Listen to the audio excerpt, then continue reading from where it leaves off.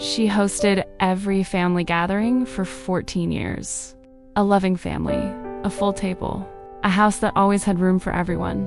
And every time the last guest left, she sat alone in the kitchen and cried. This is not a story about a difficult family. It is a story about what happens when generosity, given freely, year after year, quietly becomes a cage, and why the people inside it never even noticed the door was locked. By the end of this episode, you will understand something that every woman who has ever hosted everything alone already knows in her body, but has never been given permission to say. And you will have one thing, just one, that changes the next gathering completely. She knows exactly how many chairs fit around the table. She knows who needs the chair with the armrests because of her back. She knows who won't eat fish. She knows who will arrive late and need to be kept a plate. She knows who will argue with whom if they are seated too close. And she has already quietly adjusted the arrangement so that won't happen. She has known all of this for years. Nobody asked her to know it. She just learned it, the way you learn the geography of a place you live in long enough without deciding to, without effort, by simply being the one who is always there. She is always there. Her name is Diana. She is 49 years old. And for the last 14 years, without a single family meeting or formal agreement of any kind, her house has been the venue. Every Christmas, every Easter, every birthday that required a cake and a table long enough to seat 20, always her house, always her kitchen, always her. The question nobody had ever thought to ask, including Diana herself, was whether she had actually chosen any of it. Diana has a husband, 3 adult children, 2 siblings with families of their own, a father and his new wife, a mother-in-law who is in her late 70s and no longer hosts, and her mother-in-law's closest friend, also 79, with limited mobility, who comes to most gatherings because she has nowhere else to be, and Diana would never dream of leaving her out. That is already a great many people to feed.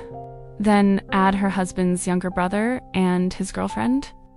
Add the 2 grandchildren who are old enough to want their own birthday parties, but not old enough to not want them at grandma's house. Add the colleagues from her husband's business, who gather twice a year for what started as an informal drinks evening and has somehow become a catered event. Add the neighbors who were invited once and have been coming ever since. Diana's house is not luxurious, but it is big. It is comfortable. It has a pool. There is a view of the mountains from the back garden that makes people exhale when they walk in, and it sits almost exactly halfway between where most of the family lives, which means nobody has to drive too far except Diana, who doesn't drive anywhere other than to the grocery stores. She is always already at home. When the mother-in-law stopped hosting, nobody had a conversation about what would happen next. There was no family meeting. No rotation was agreed upon. No volunteer stepped forward. Diana just started doing it. Not because she was asked, not because she particularly wanted to, but because someone had to, and the alternative, nobody hosting. The family not gathering, the tradition dissolving, felt worse than the work of making it happen. And because she was good at it, she always had been. And because she made it look easy, nobody offered to take over. Nobody thought to. Here is what a year in Diana's house looks like. Birthday celebrations for the older family members, birthday parties for the grandchildren, Easter, Christmas, Thanksgiving, the end-of-year gathering, the biannual business events, baby showers. There have been 3 in the last 4 years. A bachelorette party. 1 wedding anniversary dinner that somehow became a tradition in itself. Not everyone comes to every event. That is the thing that makes it invisible. Her mother-in-law doesn't come to the business evenings. The colleagues don't come to the Christmas gathering. The children's friends don't come to the adult birthday parties. So nobody, not one person, ever has the experience of attending event after event after event at Diana's house. Only Diana has that experience. Because Diana is at all of them. By any honest count, it is close to one gathering every other week of the year. 20, sometimes more. Each one different. Each one requiring different food, different decorations, a different mood, a different table arrangement. And this is not just one family's story. Not every family is this large. Not every house has a pool and a mountain view. But inside smaller families too, there is often one woman who hosts everything, every birthday, every holiday, every occasion that requires a table and someone to set it. The scale changes. The dynamic does not. I don't even know when it became mine. That's what I keep coming back to. There wasn't a moment. Nobody sat down and said, Diana, you're the host now. It just accumulated. One Easter I offered to host because my mother-in-law was unwell, and then she never quite recovered her confidence in the kitchen. And then it was just mine. And I didn't say no because honestly I didn't think I was allowed to. It sounds strange to say that out loud. I'm a grown woman. Of course I'm allowed. But when something becomes a tradition, when everyone expects it, when your mother-in-law looks forward to it all year and your grandchildren associate Christmas with your house, saying no doesn't feel like a preference. It feels like a dismantling. And I love them. I genuinely love having them here. Or I did once. Now I'm not sure if I love it or if I've just done it so many times that I've forgotten there was ever another option. That's what worries me most, not the exhaustion, the not knowing whether I would choose this if I were starting from scratch. What Diana described, not knowing whether she would choose something if she were starting from scratch, is one of the most important questions a woman at midlife can ask herself. Because so much of what we do, by the time we reach our 40s and 50s, is not chosen. It is inherited, accumulated, fallen into, agreed to once, and then never revisited. Let us talk about what a single gathering actually costs. Before. The planning, the menus, the grocery runs across 2 or 3 supermarkets because one does not have everything she needs. The orders placed with suppliers. The arrangements made for borrowed chairs, for borrowed glasses, for the folding table that lives in the garage and requires 2 people to unfold, but only Diana ever does it alone. The decorations sourced and assembled. The house cleaned from top to bottom because it will be seen, and Diana knows how it will be seen. Then there's the food coordination. Some family members offer to bring something. Diana, feeling guilty about asking for specifics, says whatever you like. And so one gathering produces 4 types of salad and no meat. Another produces 4 desserts and no starter. She fills the gaps herself, last minute, without complaint. And sometimes someone calls the day before and says, don't worry about cooking that dish. Just order something from that place, the good one, so you don't have to. And what sounds like generosity becomes 10 more tasks. Find the number. Call ahead, confirm quantities, check for allergies, arrange delivery, be home to receive it, make the payment. Which Diana does. And which, more often than not, the person who suggested it never reimburses her for. During the events, she is in the kitchen while everyone else is at the table. She is keeping plates warm, managing timing, checking on her mother-in-law's friend, whose mobility makes the garden steps a concern, making sure the music is right, the temperature is comfortable, the children are not near the pool unsupervised. She is also managing the comments. The food is too spicy or too bland. The tablecloth is the same one as last year. The background music is not quite right. Air conditioning's too cold or not cold enough. Someone thinks the cake is too large. Someone else suggests Diana should really update the living room furniture. Someone mentions again that a wider driveway would help with the parking when half the family arrives in separate cars. Each comment is small. Each comment is delivered as a suggestion, not a criticism. And each one lands on Diana's shoulders like something she has quietly failed to get right. After the clearing, the washing, the returning of borrowed items, the discovery of what was broken or stained or left behind, the exhausted silence once everyone is gone, when Diana sits in the kitchen that took her 2 days to prepare and is now entirely destroyed, and thinks, I have to do this again in 3 weeks, because she does. She always does. And there is something else. Something Diana mentions quietly, almost as an aside, that is worth naming clearly. She has no time for friends of her own. She has no time for the things she wants to do or learn or simply be, because the gap between one gathering and the next is filled entirely with preparing for the next gathering. She has been to the doctor more times than she can count over the past 2 years, a symptom that keeps being explained away as stress, as tiredness, as the natural consequence of doing too much. She keeps going back because the symptom does not resolve. But she cannot give the appointments her full attention because she's always planning around them, always calculating what needs to happen before the next event, always one step behind herself. That detail matters. We will come back to it in another story. Before I said anything, I tried everything else first. I'm not proud of that, but it's true. My husband and I took a long holiday over one Easter and said the house wasn't available. It worked once. The family organized something elsewhere. And the moment we got back, someone said, "Wonderful that you had a break.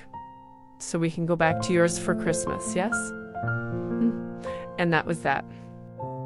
I started a kitchen renovation, deliberately, thinking that if the kitchen was unusable for a few months, people would get used to finding other venues. But the pressure to have it finished, the gentle, well-meaning inquiries about when it would be done, the comments about how they missed our Christmas, made the renovation feel like a punishment rather than a relief. I even mentioned once that we might redo the pool area. My husband's brother said, "Oh, brilliant, it'll be even better for the summer parties." None of it worked, because the problem was never the kitchen or the pool or the holiday. The problem was that I had never simply said, "I need this to be different," not as an excuse, as a statement.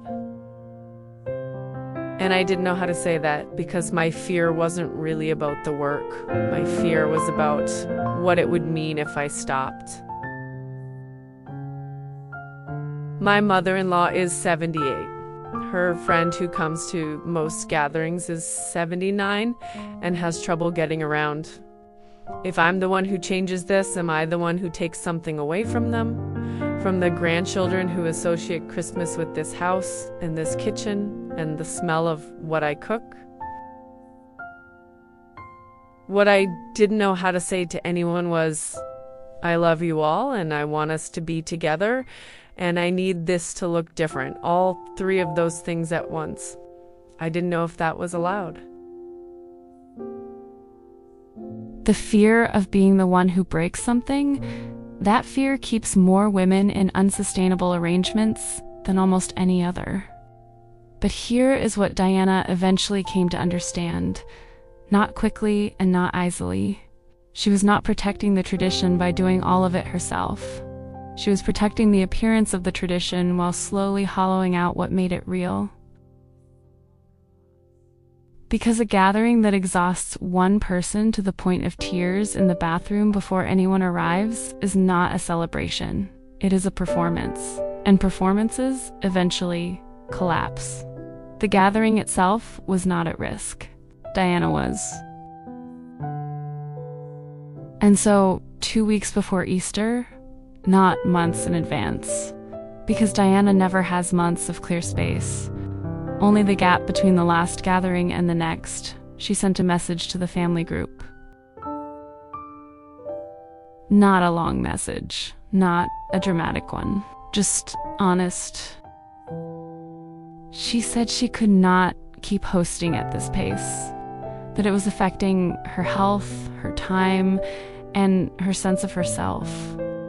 She said she still wanted to host Christmas and some birthdays, and she would be glad to help with others, but that she needed people to take ownership of their own celebrations, and that the family might want to consider restaurants or hired venues or someone else's home for the rest. She said it without apology. She pressed send before she could change her mind. Her hands were shaking. The replies came in over the following hours. Her daughter said, "Of course, Mum. Why didn't you say something before?" "I had no idea." Her sister-in-law said, "I've been wanting to suggest a restaurant for years, but always assumed you preferred to host." Her husband's brother said, "Honestly, we've talked about doing something different. We just didn't want to upset the tradition." Her husband said, "The kids and I will handle the decorations this year. All of it. You just show up." And her mother-in-law, the one Diana had been most afraid of, sent a voice message that said, "Oh, darling, I hope you know you never had to do it alone. I always felt guilty watching you work so hard." And then something nobody expected. Once the family began organizing their own birthday celebrations, many of them discovered they preferred it. Her son booked a restaurant with a private room and said it was the first birthday dinner he had ever designed exactly the way he wanted. Her niece hired a venue specifically for children's parties, with soft play and a ball pool. And her son came home saying it was the best birthday he had ever had. Several people had been having two celebrations, one with friends and one with family, because they thought that the celebration at Diana's house was a family tradition that couldn't be broken. Now they can have one celebration exactly the way they want it and being able to invite everyone they want to it. Nobody had asked for anything different. They had simply assumed Diana wanted things as they were, and Diana had assumed the same thing about them. They had all been protecting an arrangement none of them had chosen. Nobody was angry. That's the thing I keep coming back to. Not one person was angry. Most of them were relieved, like they'd been waiting for permission and hadn't known how to ask for it. I had spent years protecting an arrangement that nobody else even particularly wanted. I'd assumed that if I didn't do it all, it wouldn't happen. And it turns out everybody would have been quite happy to do their part or to do something entirely different. They just thought I preferred it this way. The Christmas I did host that year was actually the best one we'd had in a long time. Not because the food was better or the house was cleaner. It wasn't, honestly. But because I wasn't exhausted. I sat at the table and I was actually there. I was present. I could hear the conversations. I laughed. I didn't spend half the evening calculating what still needed to be done. My mother-in-law said to me at the end of the night, "You seem different this year, lighter." And I realized she was right. I was lighter. Because for the first time in 14 years, Christmas hadn't cost me everything I had. And her friend, the one with the bad knees, the one I always worried about, she held my hand on the way out and said, "Thank you for still having us, darling. This house always feels like home." And I thought, yes, that is exactly what I wanted it to feel like. Not a venue, a home, mine included. Diana still hosts. I want to say that clearly, because the point of the story is not that she stopped gathering her family. She didn't. The tradition is very much alive. What changed is the architecture of it. Some gatherings are now at restaurants, some are at hired venues, some are at her husband's brother's house, which turns out to be perfectly suitable, and always was. The children's parties are at places designed for children's parties, which the children love and Diana had never thought to suggest. And the gatherings that are still at Diana's house are genuinely shared. Food is coordinated. Preparation is shared. Clearing up is shared. The table is still hers. The house is still hers. The love at the center of it is absolutely still hers. But the weight is not hers alone anymore. She started looking forward to the gatherings again. That surprised her most of all. She hadn't realized how much dread had accumulated, not consciously, not in a way she had ever put into words, but in the body. The tightening several weeks out. The way she would lie awake running logistics. The low-level anxiety that had lived in her shoulders from January to December. That is gone now. And something else changed too. She has time. Not enormous amounts. She is still a busy woman with a full life. But she has weekends now that are not consumed by preparation and recovery. She has made a friend, a real one, someone she met at a neighborhood event she was finally able to attend. She has started going to a floristry class on Thursday evenings, something she signed up for 3 years ago and canceled every time because a party got in the way. She is thinking about starting an event floristry business. She went to the doctor about the symptom that had been troubling her. Without the constant pressure of an event to organize, she could attend appointments properly, follow up when she needed to, give her own health the same attention she had always given everyone else's comfort. It turned out that once she had asked for help with the big thing, the gatherings, the tradition, the thing she had been most afraid to bring up, asking for help with smaller things became easier. The pattern of asking had to start somewhere. It started at a family message sent 2 weeks before Easter, and it spread quietly from there into the rest of her life. Here is what I want to leave you with. Think of one thing in your life that you host. Not necessarily a Christmas. It could be any gathering, any tradition, any recurring arrangement that you organize, carry, and deliver largely alone. Now ask yourself, honestly, without immediately defending the answer, did I choose this? Or did it land on me and I just kept it? And if you kept it, is it still worth keeping in the form it currently takes? Because there is a version of most things that is sustainable and a version that is not. And the sustainable version almost always involves other people doing their part. This week, just this week, try naming one specific thing that you have been carrying alone and would like help with. Not asking for everything to change, just naming the one thing. You can name it to a person, you can name it in writing, you can name it only to yourself for now, but name it. Because the things we never name stay ours forever. Not because anyone decided that, but because silence looks like consent. And you have been consenting to things you never agreed to for long enough. If you want support going deeper into this, into the habits of carrying too much, the guilt of asking for help, and the slow work of redesigning your daily life, the link to the guide is in the description. 30 days, quiet, yours to do at whatever pace fits you. Diana still makes Christmas happen, but she is there, present, part of it. 14 years into being the venue, she finally remembered that she was also a guest. That is what changes when you stop doing all of it alone. Not the tradition, not the love, not the people, just the cost. And where you get to be. This is the 3rd episode of a 12-part series from Ella's Love Life Stories. Over the coming weeks, we will follow women in their workplaces, their families, their friendships, and their own quiet interiors, as they learn, one small no at a time, to reclaim their time, their energy, and themselves.